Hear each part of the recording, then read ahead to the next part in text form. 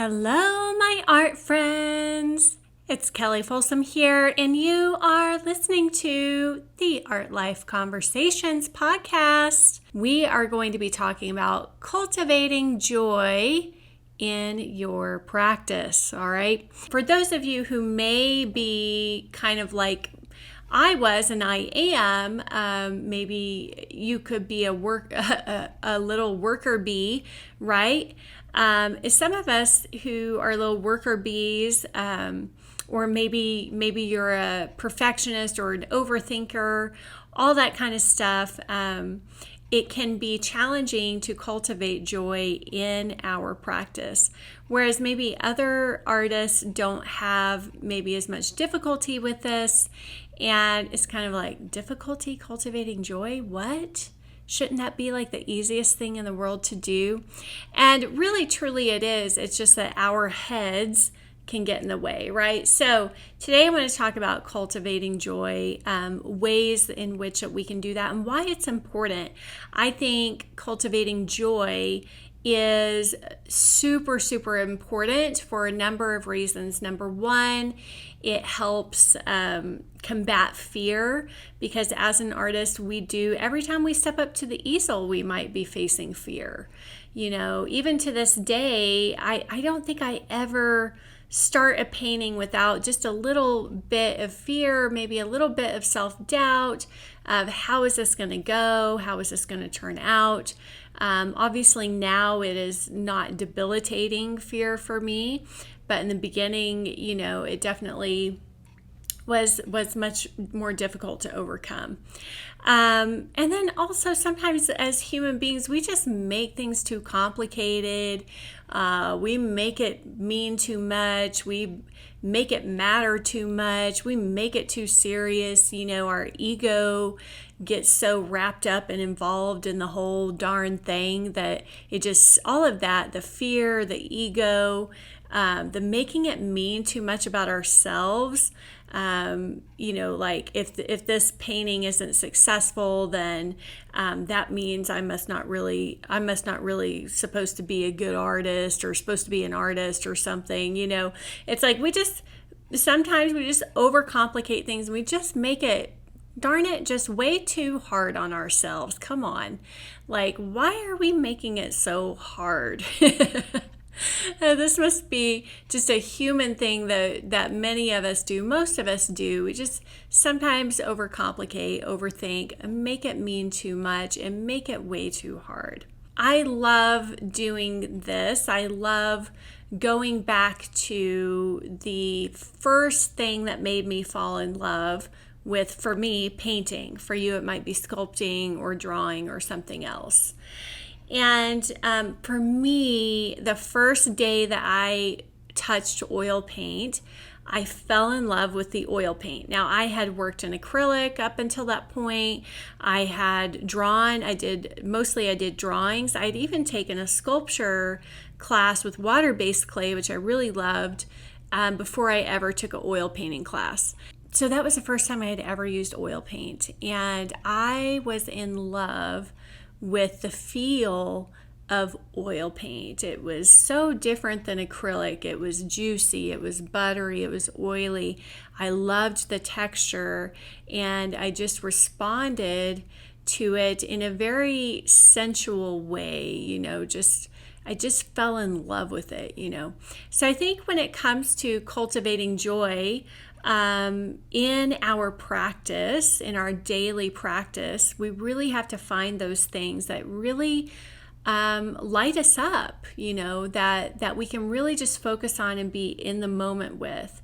So one of the best ways, I think, to overcome fear is to find something in the moment, doing that painting or whatever your art is, and just zone in on it and just focus on it and just be filled with like gratitude for that thing, whatever it is. It might be, for you, it might be color. Maybe you just adore color. Maybe like me, it's just the sensation of the material and the medium. It's just watching, you know, maybe that paint move around on the canvas.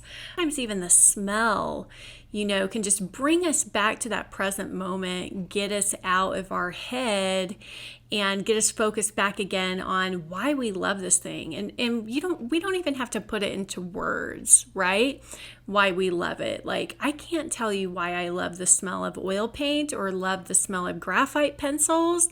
Like, I can't tell you that, but I love it, and that's all that matters. And that creates a connection to this joy, that I feel with art making, to this gratitude, that I have whenever I'm doing it, even just gratitude of smelling the pencils, right?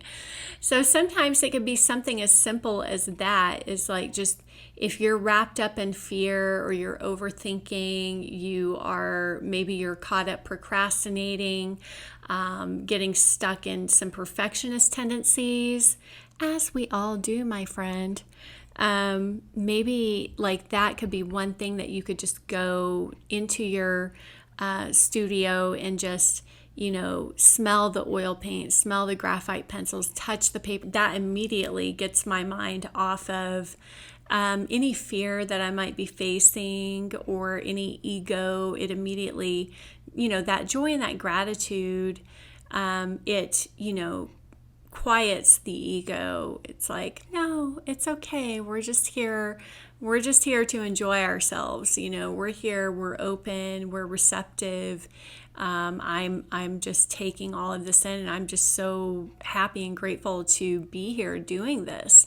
And as soon as you can get into that place, then it immediately counteracts the fear or the ego that you might be experiencing, right? Another thing that I think really brings me joy in art making is just, again, focusing in the moment and not worrying about how the painting is going to turn out, because you can't have your focus split. So if you're just focused on the finished product and how that finished product is going to make you feel, is it going to make you feel like a real artist?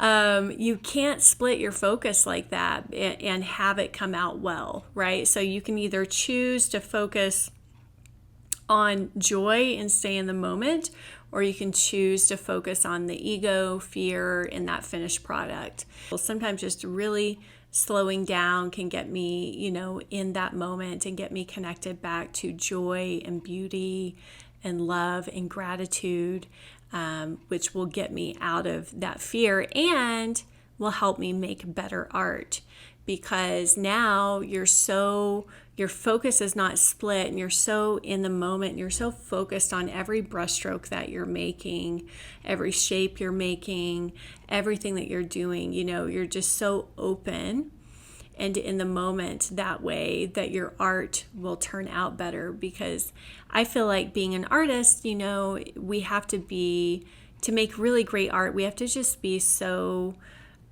open and so clear, and just receptive, like open and receptive.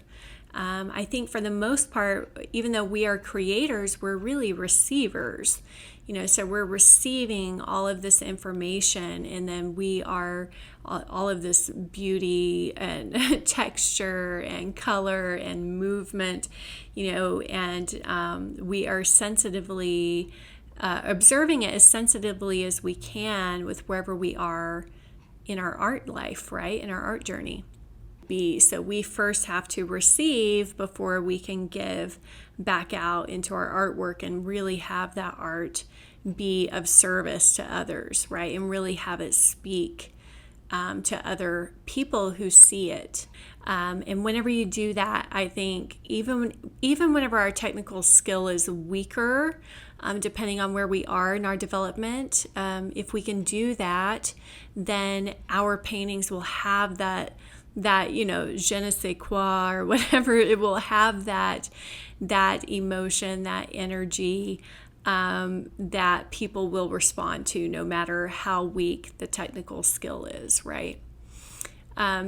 People will respond to that level of receptiveness and sincerity, even if your technical skill is weaker at this point in your journey. Okay. All right, artists, I hope that you go into your studio today, or go out in the world if you are, let's say, a plein air painter, and cultivate some joy in your practice today. How can you have more joy in the process? Even just having that at the forefront of your mind, I think, is helpful. Instead of going to the easel like, okay, this is pass or fail, the pressure's on, even just going to the easel with the intention of how can I cultivate the maximum amount of joy and connection and openness for myself in this process today. And whenever you do that, I think your reward, number one, just the experience is going to be so much better for you, right? Definitely it will be. And number two, it will be a much more beautiful experience for the alleged viewer, as we say, because that will make your painting better as well. Okay, my dear art friends, I am wishing you so much joy on your art life journey. I'm wishing you so much success and progress and growth and fulfillment. Please share with me in the comments and let me know how you're going to cultivate some joy, or what the top ways are for you to cultivate joy in your painting process or your art making process. I would love to hear what those are, because maybe they would be good for me too. So let's all share together, and I will see you at the next podcast.